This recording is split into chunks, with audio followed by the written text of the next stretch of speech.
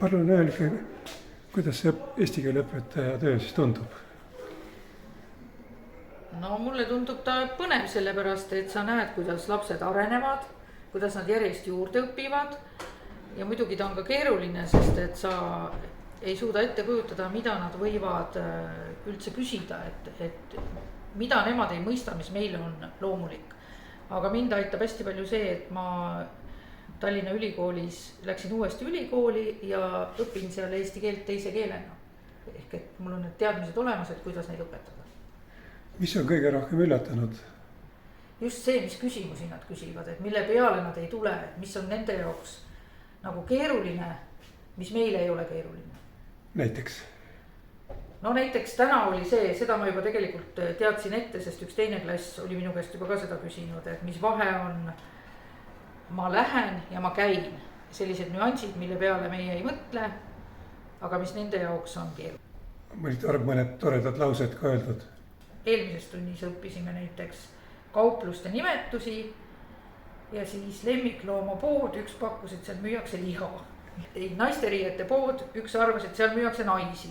No, et nad vaatavad ühte sõna osa ja siis ei taipa, et nad vaatavad valet näiteks. Aga kust tuli see julgus hakata õpetajaks? No ma ei tea, julgus, ma pean mõtlema natuke, et polegi nii julge asi midagi või? Ei, no siin nagu karta ei ole midagi, aga minu jaoks selleks Tallinna Ülikoolis õppides muutus hästi huvitavaks kõik, et kogu see uuenenud õpikäsitlus, kus on hästi palju mängulist õpet ja hästi palju sellist. Ja mulle väga meeldib ka see, et saab õpetada eesti keeles ja et sa võimalikult vähe kasutad näiteks seda keelt, mis teil omavahel ühine on.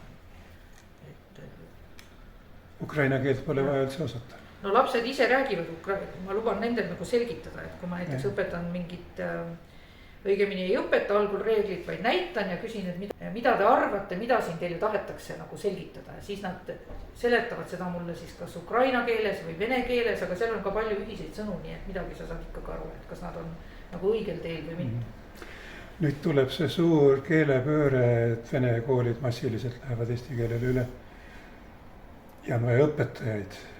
Kas julgustate teisigi hakkama eesti keele õpetajaks? No muidugi, aga ma ütlen, et minu meelest peaks siis ka seda nagu tegelikult seda ainet ikkagi õppima, sest et see ei ole niisama lihtne. Et sa pead ikkagi teadma, et mis moodi sa õpetad ja kuidas sa õpetad, millele sa tähelepanu pöörad. Ja isegi kas või seda sa pead teadma, et kuidas sa räägid. Et sa räägid aeglaselt ja sa räägid vähe. Et tuleb ühtlasi astuda ka Tallinna Ülikooli? No kes tahab, see astub, võib ka Tartu Ülikooli astuda. Ja on ka kursus, keelekümbluse kursus on ju ka. Ja. Kus räägitakse samu asju. Nii et julgustate küll inimesi eesti keele õpetada. Tegelikult see on nii huvitav, sest et see lapsed on nii vahetud ja sa kohe näed, et kas nad said aru, et mida nad ei taipa ja nad on sellised, nad tänavad alati tunni eest, kui neil on huvitav olnud. Et sa saad nii palju tagasi. Nojah, ja meil on tegelikult hästi hea õpik ka, millest me neid lapsi õpetame, sest et ei ole sellist õpikud, et kui sa hakkad õpetama nullist pihta, ütleme näiteks, siin oli 10. klass, et sa hakkad õpetama 10. klassi õpilasi nullist. Et meie võtsime tegelikult õpiku, mis on täiskasvanute õpik, kohanemisprogrammi õpik. Selline ta näeb pealt välja.